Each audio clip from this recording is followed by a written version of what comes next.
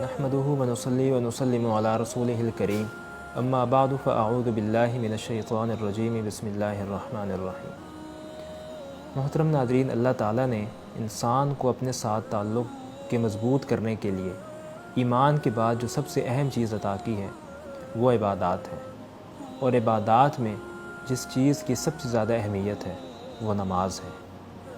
نماز کو دین کا ستون اور وصف قرار دے دیا گیا ہے۔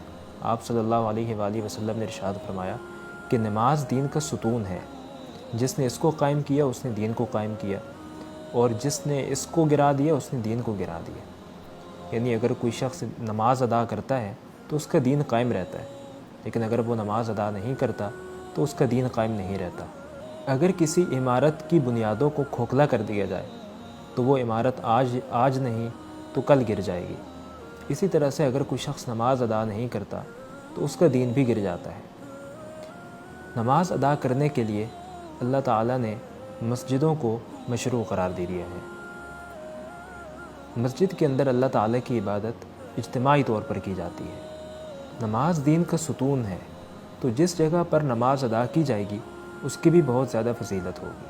آپ صلی اللہ علیہ وآلہ وسلم نے ارشاد فرمایا، اس دنیا میں اللہ تعالیٰ کو جو ٹکڑے سب سے زیادہ محبوب ہیں وہ مسجدیں ہیں، اور اللہ تعالیٰ کو جو ٹکڑے اور جو جگہیں سب سے زیادہ ناپسند ہیں وہ بازار ہیں۔ تو مسجد کی فضیلت کی سب سے پہلی چیز یہ ہے کہ مساجد کو زیادہ سے زیادہ تعمیر کرنا چاہیے۔ آپ صلی اللہ علیہ وآلہ وسلم نے ارشاد فرمایا، جو شخص اللہ تعالیٰ کے لیے مسجد بناتا ہے اللہ تعالیٰ اس کے لیے جنت میں گھر بنائیں گے۔ ایک اور حدیث میں آپ نے فرمایا کہ اگر کوئی شخص اللہ تعالیٰ کے لیے مسجد بناتا ہے، چاہے وہ اتنی ہی ہو جتنا ایک پرندے کا گھونسلہ ہوتا ہے، تو اللہ تعالیٰ اس کے لیے بھی جنت میں گھر بنائیں گے۔ اب یہ بات آپ صلی اللہ علیہ وآلہ وسلم نے مبالغہ کے طور پر ارشاد فرمائی۔ ظاہر ہے اتنی چھوٹی مسجد تو نہیں ہو سکتی۔ اس کا مطلب یہ ہے کہ اگر کوئی اتنا بھی مسجد کی تعمیر میں اپنا حصہ ڈال دیتا ہے تو اس کے لیے بھی اللہ تعالیٰ جنت میں گھر بنائیں گے۔ آپ صلی اللہ علیہ وآلہ وسلم اگر کسی جگہ غزوہ کے لیے جاتے یا کسی جگہ سفر کا ارادہ فرماتے اور چند دن کے لیے وہاں پہ قیام فرماتے تو آپ صلی اللہ علیہ وآلہ وسلم وہاں پر مسجد ضرور تعمیر کرتے۔ مسجد شاعر دین کی ایک علامت ہے۔ ہمیں شاید ان کی اتنی زیادہ اہمیت محسوس نہیں ہوتی، لیکن وہ لوگ جو ان ممالک میں رہتے ہیں کہ جہاں مسجدیں بہت کم ہیں اور کئی میل کے فاصلے پر ہیں، تو یہ قدر ان کو معلوم ہوگی کہ مسجدیں اللہ تعالیٰ کی کتنی بڑی نعمت ہیں۔ اور سب سے اہم بات یہ ہے کہ مسجد اللہ تعالیٰ کی رضا کے لیے تعمیر کرنی چاہیے، اور اگر خدا نخواستہ نیت یہ ہو کہ وہ مسلمانوں کے اندر تفریق ڈالیں گے تو یہ بہت ہی بڑے گناہ کی بات ہے۔ یاد رکھیں، مسجد تو منافقین نے بھی تعمیر کی تھی، جو مسجد نبوی کے مقابلے میں انہوں نے تعمیر کی تھی، اور اس کا جو نام ہے وہ مسجد ضرار تھا، کیونکہ وہ مسلمانوں کو نقصان پہنچانے کے لیے تعمیر کی تھی۔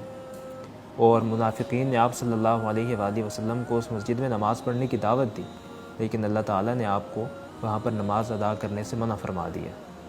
اسی لیے مسجد کی تعمیر کرنے والوں کو اپنی نیتوں کو دیکھنا چاہیے کہ وہ اللہ تعالیٰ کی رضا کے لیے مسجد تعمیر کریں، اور کسی دوسری نیت سے وہ مسجد تعمیر نہ کریں۔ اور جہاں مسلمان آباد ہیں تو ان کی ذمہ داری بنتی ہے کہ وہ وہاں پر مسجد تعمیر کریں۔ اللہ تعالیٰ کی رحمتوں کو سمیٹتے ہیں وہ لوگ جو اللہ تعالیٰ کی رضا کے لیے مساجد تعمیر کرتے ہیں۔ مسجدوں کا حق یہ بھی ہے کہ ان کو آباد رکھا جائے۔ آج ہمارے ہاں مساجد کو آباد کرنے کی طرف توجہ نہیں دی جاتی، اور یہ سمجھا جاتا ہے کہ مساجد تو بس فرض نماز کے لیے ہی تعمیر کی گئی ہیں۔ حالانکہ مسجد نبوی کا اگر ہم نقشہ دیکھیں تو وہاں پر نماز بھی پڑھی جاتی تھی۔ آپ صلی اللہ علیہ وآلہ وسلم صحابہ کرام کو مشورے کے لیے مسجد نبوی میں بلاتے تھے، اور نماز کے بعد مسجد نبوی میں ہی مشورہ ہوتا تھا۔ تبلیغی وفود جتنے بھی جاتے تھے وہ مسجد نبوی سے جاتے تھے، اور اگر سماجی سرگرمیوں کے لیے کوئی اور جگہ نہ ہوتی تو وہ بھی مسجد نبوی کے اندر ہی ہوتی تھی۔ آپ صلی اللہ علیہ وآلہ وسلم جہادی وفود بھی مسجد نبوی سے ہی روانہ کرتے تھے۔ آپ صلی اللہ علیہ وآلہ وسلم نے ارشاد فرمایا کہ جب تم کسی کو مسجد جاتے ہوئے دیکھو تو اس کی ایمان کی گواہی دو، یعنی کسی شخص کے ایمان کی گواہی کے لیے یہی کافی ہے کہ وہ مسجد میں جا کر نماز ادا کرتا ہے۔ تو مسجد میں نماز پڑھنے کو ضروری قرار دے دیا گیا ہے، اور وہ اسی وجہ سے تاکہ مسجدیں آباد رہیں۔ اللہ تعالی ہمیں اخلاص کے ساتھ مسجدیں تعمیر کرنے اور ان کو آباد کرنے کی توفیق عطا فرمائے۔ وما علینا الا البلاغ۔